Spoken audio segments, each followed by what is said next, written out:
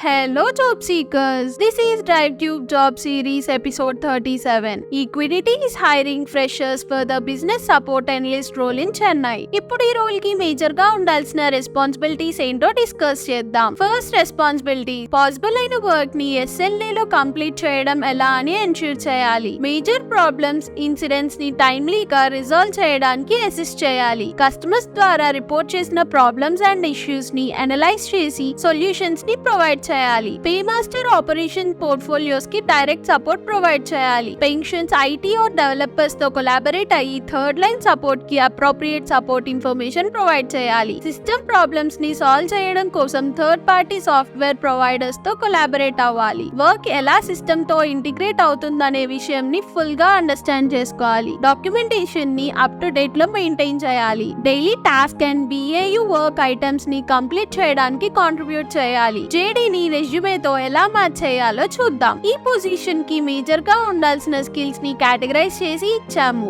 So mention these in the resume. మేము reference కోసం 4 career objectives ఇచ్చాము. So choose the best. Next, ఈ action verbs ని మీ projects are internships లో mention చేయడం వల్ల అవి మీ కొలాబరేషన్ అండ్ ఇన్వాల్వ్మెంట్ ని షోకేస్ చేస్తాయి. So try to mention these. మీకోసం 2 ఇంటర్న్షిప్ ఆపర్చునిటీస్ కూడా కింద డిస్క్రిప్షన్ లో మెన్షన్ చేశా. Go check it out and apply. ఈ జాబ్ కి అప్లై చేయడానికి JD ని డిస్క్రిప్షన్ లో ఇచ్చాను. Go and apply.